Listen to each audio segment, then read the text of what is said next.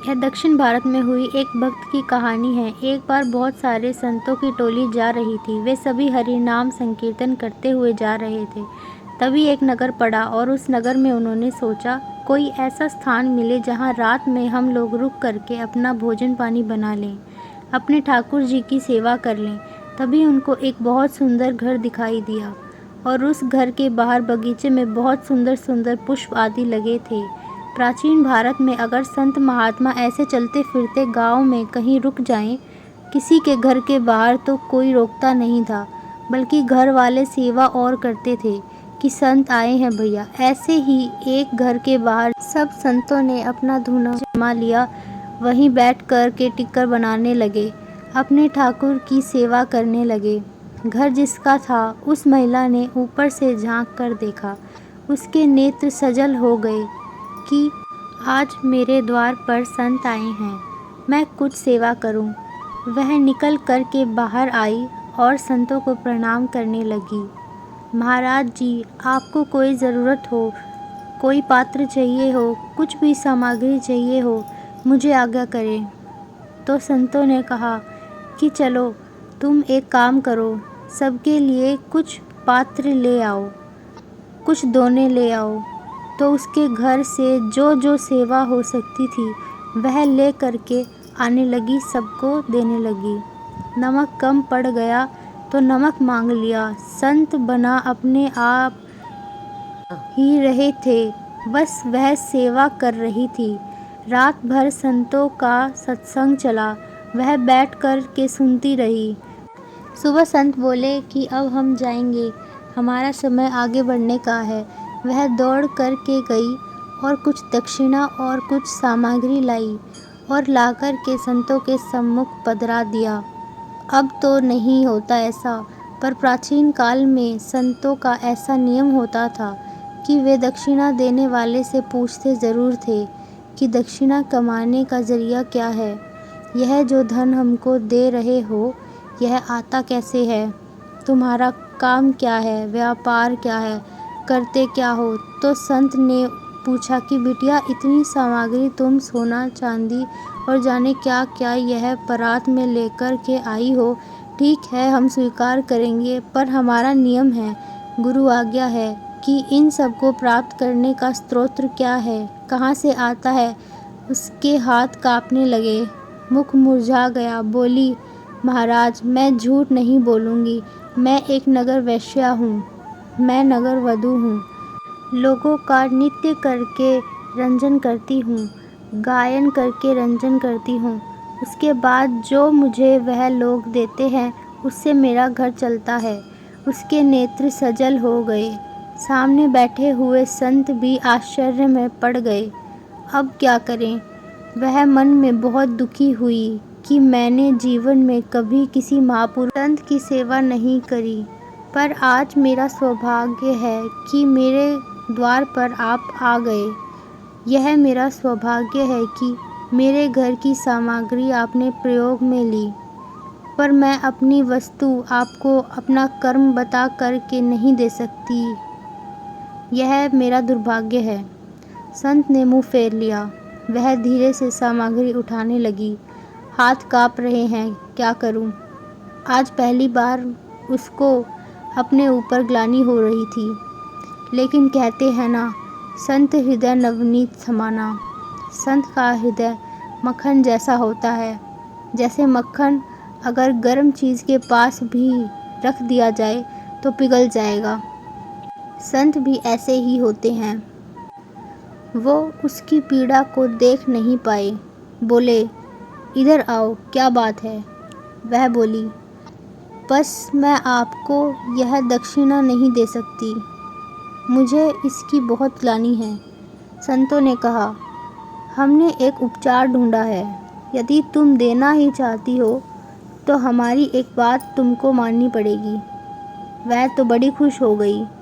आंसू पूछते हुए बोली, आप जो कहेंगे मैं करूँगी, मुझे बताइए। संत बोले, पहले रुपये से लेकर अंतिम तक तुम्हारे पास जितनी संपत्ति है यह सब ठाकुर जी की सेवा में अर्पित कर दो, कुछ भी अपने पास मत रखो। यह तुम जो सामग्री लेकर आई हो, जो दक्षिणा हमको दे रही हो, हम इसको तो स्वीकार नहीं करेंगे, पर फिर भी अगर चाहती हो कि हम लोग इसे स्वीकार करें तो श्री रंगनाथ भगवान का मंदिर है दक्षिण में तिरुचिरापल्ली में, अपने संपूर्ण जीवन की कमाई से सुंदर स्वर्ण का मुकुट बना करके ठाकुर जी को पहना दो तो तुम्हारी यह संपत्ति स्वीकार है। बोले आधी अधूरी नहीं, अब देने का मन हुआ ही है तुम्हारा, और इतना भावुक हो ही रही हो, तुमको ग्लानि हो रही है ना अपने कर्म के ऊपर, अपने भाव के ऊपर। ठीक है, हम आज्ञा करते हैं। इस ग्लानि का एक ही प्रायश्चित है, अपने जीवन की सारी संपत्ति ठाकुर जी के चरणों में अर्पित करके वैष्णव हो जाओ।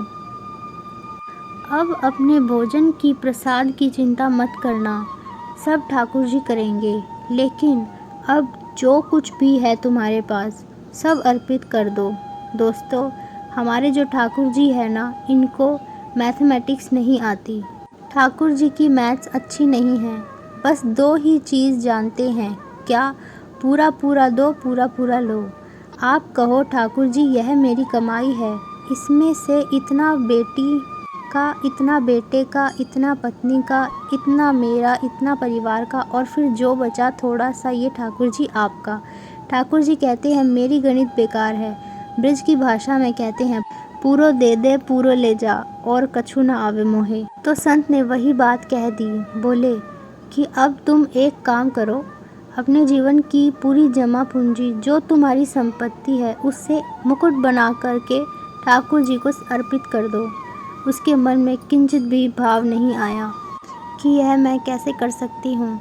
उसको तो यह लगा कि मेरे द्वारा कोई सामग्री स्वीकार की जा रही है, यह मेरे लिए बहुत बड़ी सौभाग्य की बात है, और कुछ सामग्री नहीं पूरी सामग्री स्वीकार की जा रही है। तुरंत वह बड़ी खुश होती हुई बोली, महाराज जी आप बताइए, जैसा आप बताएंगे वैसा मुकुट बनवाऊंगी।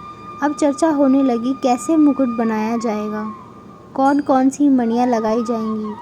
उसकी पूरी संपत्ति देखी गई, कितनी संपत्ति है, संपत्ति कितनी निकल कर आई कि हैरान रह गए। महाराज जी बोले इसका मुकुट बनवाओ। ठाकुर जी के अद्भुत मुकुट का निर्माण कार्य शुरू हुआ, और जब तक मुकुट निर्माण का कार्य चला तब तक साधु महात्मा कहीं नहीं गए, उसी घर के बाहर जहाँ बैठे थे वहीं बैठकर भजन कीर्तन करते रहे। वह महिला भी इतनी आनंद में कि मेरे संपूर्ण जीवन का जो कुछ भी था वह सब ले रहे हैं ठाकुर जी मुझसे, कुछ भी नहीं बचेगा मेरे पास। 50 दिन बाद मुकुट तैयार हुआ और उसने पूरी संपत्ति, अपना घर भी बेच दिया, ज़मीन भी बेच दी, जो भी कुछ था सब बेच दिया, कुछ नहीं बचा, सिर्फ एक परात बची, उसमें मुकुट रखा था। और संत बोले अब इसको लेकर चलो। अब नाचते गाते हुए एक नगर वैश्या, नगर वधू जो बीच में लिए चारों तरफ संत नाचते गाते हुए उसको लेकर जा रहे हैं। उस मुकुट को रंगनाथ मंदिर ठाकुर जी को अर्पित कराने के लिए उस वैश्या के समर्पण को देखकर संत ने एक घोषणा और कर दी। बोले यह मुकुट कोई पुजारी नहीं पहनाएगा, कोई संत नहीं पहनाएगा, तुम खुद पहनाओगी ठाकुर जी को गर्भगृह में प्रवेश करके। बंधुओं, कई बार तन का शुद्ध होना बहुत आवश्यक नहीं होता, पर अगर आपके विचारों में शुद्धता है ना तो ठाकुर जी आपसे बहुत प्रसन्न होते हैं। कई लोग ऐसे होते हैं जो दिखते बहुत साफ सुथरे हैं, उनका एक बाल भी इधर उधर नहीं होता, पर कहीं ना कहीं मन दूषित होता है। आज वह वैश्या भले ही है शरीर उसका अपवित्र, उसका हृदय इतना पवित्र था। साधु ने यह कह दिया कि तुम ही मुकुट पहनाओगी ठाकुर जी को। मंदिर के सब पुजारियों में बातें बनने लगी। बोले महात्मा की बुद्धि खराब हो गई है, एक नगर वैश्या को लेकर के आ रहे हैं, और चलो ठीक है उसकी संपत्ति से मुकुट बनवाया ठाकुर जी को दे रहे हो, लेकिन इतना तो नहीं कहना चाहिए था कि वह जाकर के ठाकुर जी को पहना दे। लेकिन महात्मा इतने पहुँचे हुए थे कि उनको कोई मना नहीं कर पा रहा था। लेकिन दोस्तों, आप तो जानते ही हैं, ठाकुर जी परीक्षा बहुत लेते हैं। इसलिए एक बात याद रखना, यदि ठाकुर जी के प्रति मन में प्रेम प्रकट हो जाए तो एक चीज़ के लिए तैयार रहना, परीक्षाएं बहुत होंगी। अपने संपूर्ण जीवन की कमाई लगाकर, मुकुट बनवाकर, अपना पूरा सर्वस्व ठाकुर जी को देने के लिए वह आज आ गई। लेकिन मंदिर के लोग भी उससे बहुत अप्रसन्न थे। लेकिन फिर भी उसको मन में लग रहा था, ठाकुर जी बुला रहे हैं मुझको। लेकिन जैसे ही वह द्वार पर पहुंची और भीतर प्रवेश करने लगी, उसी समय रजस्वला हो गई, मानसिक धर्म हो गया और उसी समय वह घबरा गई। उसने तुरंत मुकुट का थाल नीचे रख दिया और पीछे खड़ी हो गई। महात्मा बोले, क्या हुआ? वह अब बस रो रही थी, कुछ नहीं कह पा रही थी। वह बोली, अब मैं अपवित्र स्थिति में हूँ, मैं नहीं जा सकती भीतर। महात्मा सोचने लगे, इसका भाग्य कितना दुर्भाग्यपूर्ण है। जीवन भर नगर वेश्या बनकर रही, जो धन कमाया उसमें से संतों को देने का प्रयास किया तो हम ले नहीं सकते। दूसरा समाधान निकाला कि कुछ भी ना रखे, सब ठाकुर जी को दे दे। सब प्रकार का प्रयास कर लिया। इसको भीतर मंदिर में मुकुट पहनाने तक का अधिकार मिल गया था। लेकिन जैसा दुर्भाग्य है, निश्चित ही अपने पूर्व जन्म में पता नहीं ऐसा क्या अपराध बन गया इससे कि ठाकुर जी इसको स्वीकार नहीं कर रहे। मंदिर के कुछ विपक्षी लोग खुश हो गए, बोले, हम तो पहले ही मना कर रहे थे, देखो ठाकुर जी ने ही ऐसी लीला कर दी, अब यह जा ही नहीं सकती भीतर। महात्मा जी वेद शास्त्रों के विरुद्ध जाकर काम कर रहे थे, लेकिन ठाकुर जी की लीला, वह बैठी बैठी रो रही थी, लेकिन उसको आत्मग्लानि नहीं थी। वह सोचने लगी कि ठीक है, मुझे जितना मिला उसमें परिपूर्णता है, मैं भीतर नहीं जा सकती। मेरे द्वारा अर्पित किया गया मुकुट मैं ठाकुर जी के मुख पर पहली बार नहीं देख पाऊंगी। दोस्तों, एक भाव होता है ना, कोई कुछ वस्तु देता है तो उसको लगता है कि पहला दर्शन मैं करूं, पर कोई बात नहीं। महात्मा थाल उठाए बोले, अब तेरी तरफ से मैं जा रहा हूं। वह बोली, जाइए आप, मुझे बस इतना बता देना, मुकुट ठाकुर जी के मुखमंडल पर कैसा लग रहा है? मुकुट पहन थोड़ी मुस्कान आई कि नहीं? महात्मा भीतर गए। उनके नेत्रों में अश्रुपात हो रहा था और वह अश्रु जल मुकुट पर गिर रहा था। वह बार बार कह रहे थे, ठाकुर जी, आज आपकी भक्त वत्सलता कहाँ गई? आप परीक्षाएं लेते हैं, आपका स्वभाव है, पर इतनी क्यों लेते हैं? महात्मा ने भीतर प्रवेश किया। श्रीमन नारायण भगवान के सम्मुख उस मुकुट को रखा गया। मुकुट की पूजा अर्चना हुई और अर्चना करने के बाद पहले वाला मुकुट उतार कर और दूसरा नया मुकुट धारण कराने के लिए जैसे ही मुकुट उठाने का प्रयास किया, मुकुट उठा ही नहीं। महात्मा जी उस मुकुट को बाहर से खुद ही उठाकर लाए थे। वह इतना भारी हो गया कि उनसे उठा ही नहीं। उस मुकुट को उठाने में 2-2, 3-3, 4-4 वैष्णव लगे, लेकिन वह इतना भार धारण कर चुका था कि किसी से हिल भी नहीं पाया। महात्मा बोले, भगवान, मैं तो अभी उठा के लाया हूँ। पूरे नगर कीर्तन करते हुए वह वैश्या लाई। अब अचानक ऐसा क्या हुआ? यह मुकुट इतना भारी कैसे हो गया? तभी देखा तो श्री रंगनाथ भगवान के नेत्रों में आंसू दिखाई दिए। महात्मा ने कहा, तुरंत पर्दा लगाओ, कपाट बंद करो, ठाकुर जी से मुझे एकांत में कुछ चर्चा करनी है। कपाट बंद किए गए।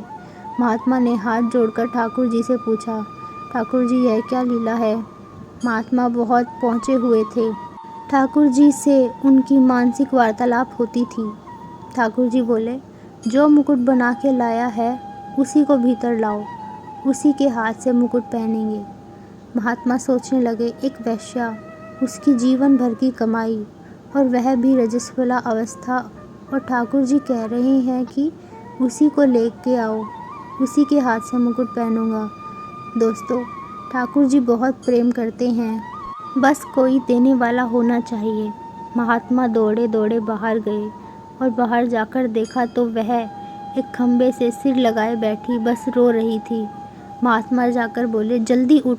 वह बोली, आप दूर रहिएगा मुझसे, मेरी छाया भी ना पड़े आप पर। प्राचीन भारत में तो इस तरह के बहुत नियम होते थे। महात्मा बोले, मैं छाया से बचूं? और जगत के पालनहार साक्षात भगवान श्री कृष्ण भीतर तेरी प्रतीक्षा कर रहे हैं। महात्मा ने उसका हाथ पकड़ लिया।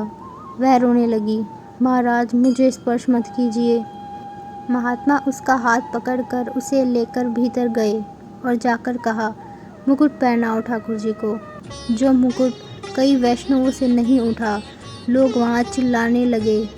कई लोग गालियाँ दे रहे थे, कई उल्टा सीधा बोल रहे थे। आज अनर्थ हो रहा है, आज पृथ्वी फट जाएगी, आज बहुत बुरा हो रहा है, यह गलत है। लेकिन जिस मुकुट को कोई नहीं उठा पाया, जैसे ही उसने उठाया वह उठ गया। और ठाकुर जी की जो प्रतिमा थी, ऐसा प्रतीत हुआ जैसे मुकुट धारण करने के लिए उस प्रतिमा मुख नीचे हो गया और मुकुट ठाकुर जी ने धारण कर लिया। और वह वैश्या, उसकी स्थिति तो कितने दिन के लिए मूर्छा में चली गई, वह मूर्छित हो गई। अब जब उसकी मूर्छा टूटी, वह परम वैष्णव और कुछ दिन भगवत स्मरण करने के बाद भगवत धाम को प्राप्त हो गई। यह है ठाकुर जी का प्रेम। आज की हमारी यह कहानी आपको कैसी लगी, कमेंट्स में ज़रूर बताना और चैनल को लाइक, शेयर और सब्सक्राइब ज़रूर करना। राधे राधे।